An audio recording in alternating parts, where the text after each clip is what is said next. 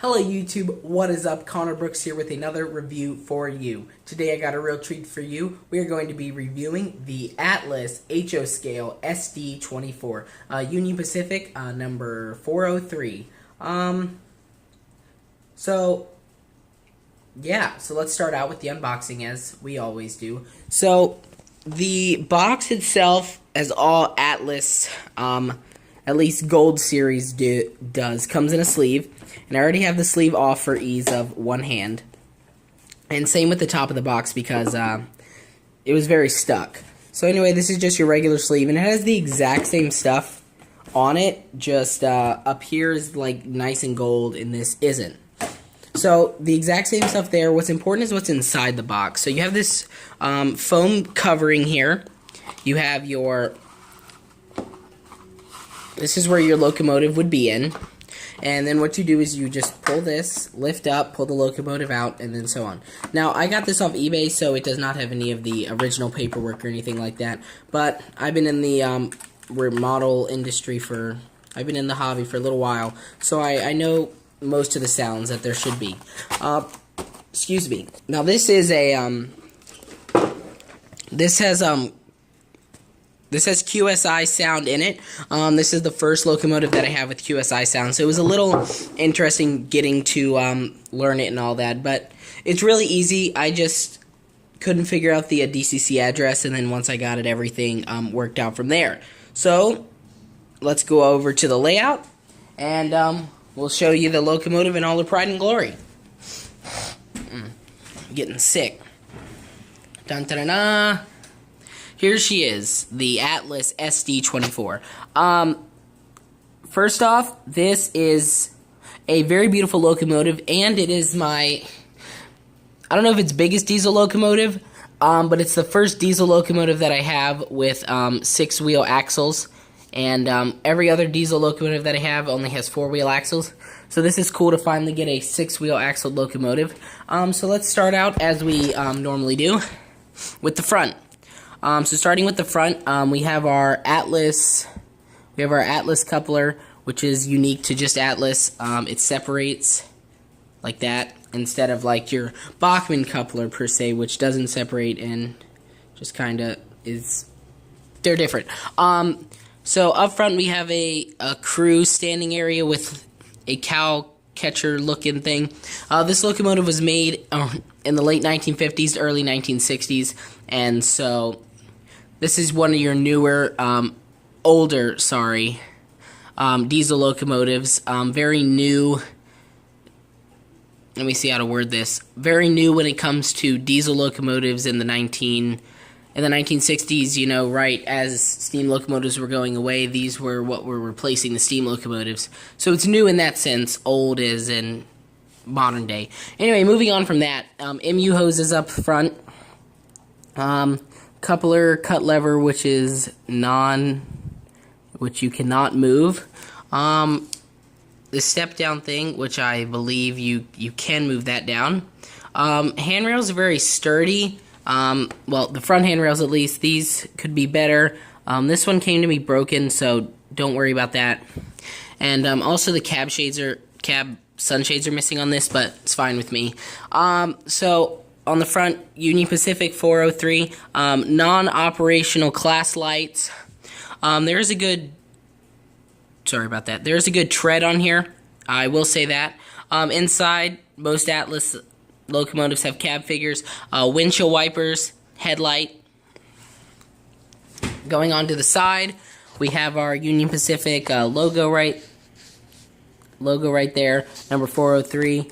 I don't know quite what that says, but it's very small, but it is legible. Probably with a magnifying glass you can see there. While we're over here on the side, we'll get truck detail. Very nice truck detail. I see brake hoses and all that stuff. Very nice truck detail. One of the most detailed truck details I have. Going along the side, we have our fuel tank. And this is since I said this is an older locomotive, a lot of the stuff is different from your average locomotive, and we'll get there, especially with the roof. Very interesting roof. Union Pacific 403, very big lettering there. You can see like where the doors would be and stuff like that for getting into like the engine and stuff along there. So, good rivet detail, I guess is a good word. Alright, moving along to the back.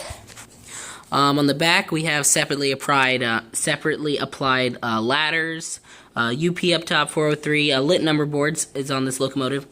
Same cowcatcher looking crew step on the front, Atlas coupler. So that's really about it on the back.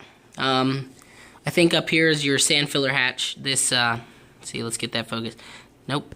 Focus, right, oh, nope, do it again, okay, focus. You're not focusing, camera. Thank you. There you go, right there. So if we go to the roof, you can probably see already that this is very different from your average diesel locomotive. Let's just give an example. Nothing,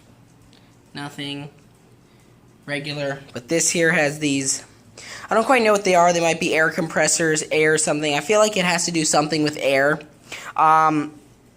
Here would be your vent. Here's your fans and hoopla and whatnot like that.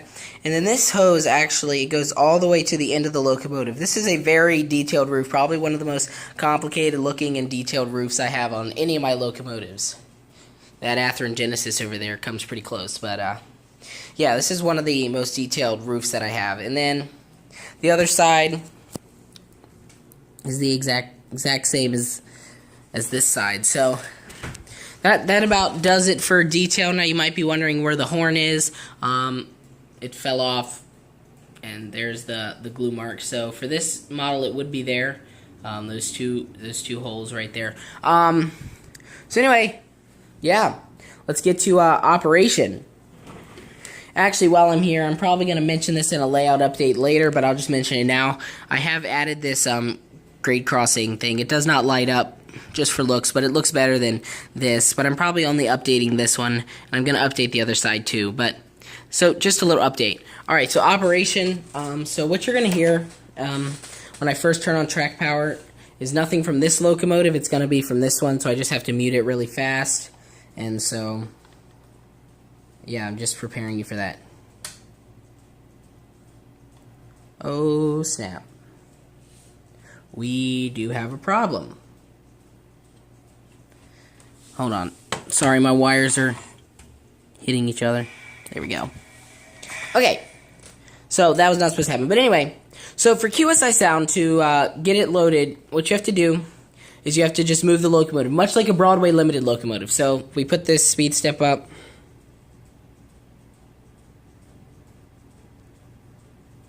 You know what? That's the bad track. Sorry about that.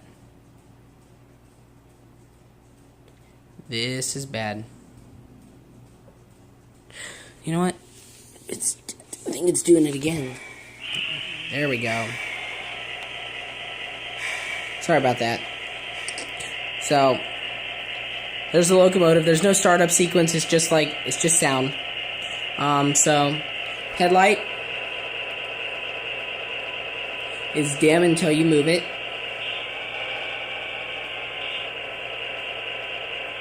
So anyway, you see that.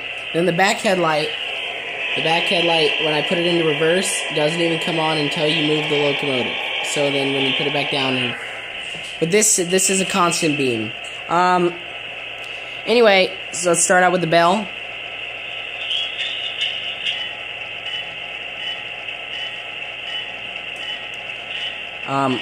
So that's F1. F2 is the horn.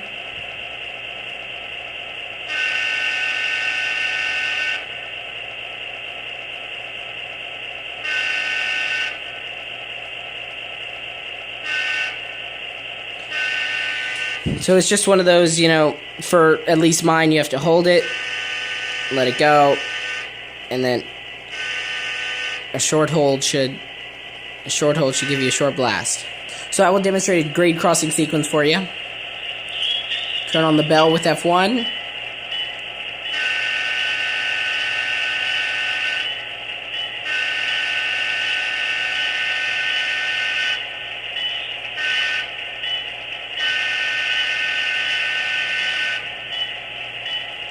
Now, since I don't have many of the original paperwork, F3 and all that, I don't really know what they do, so I'm just going to push them and see.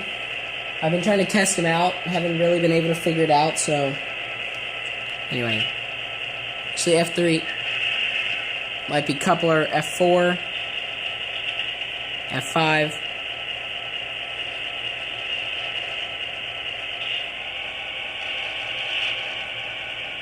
I don't know, F6, F7, F8 is mute. So now we'll demonstrate speed step 1,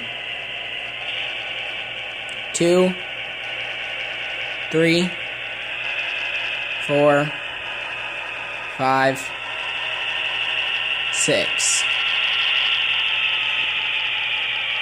Reverse. Speed step 1, 2, 3, 4, 5, 6, 7, 8, 9, 10. Oh, so sorry about that.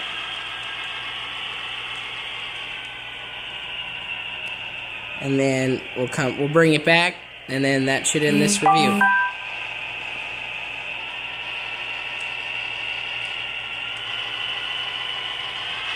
So that's speed step 10. This is a very responsive. I'm sorry, one of my friends is reaching out to me. Let me put my phone on Do Not Disturb. I'm so sorry about that. So yeah, that about wraps it up for this video. So let me go ahead and turn this off. Turn my controller off, and then we'll talk. This is the guy that I bought this locomotive from, and said this in his description, and I quote, "This is the most reliable locomotive I've had on my layout." He was actually getting old. He's 81 years old, and he realized that he's not able to use the stuff as much as he wants to anymore, so he's decided to sell it. And here I am, and I use this a lot, so hopefully it'll be as well the most reliable locomotive for me as well. Very durable, very sturdy, and very good detail. Now it's a little older than your average locomotive, but it still looks great. Highly recommended. So yeah, that about wraps up this review. Please like the video, comment on the video, and subscribe to my channel. Have a great day. Bye-bye.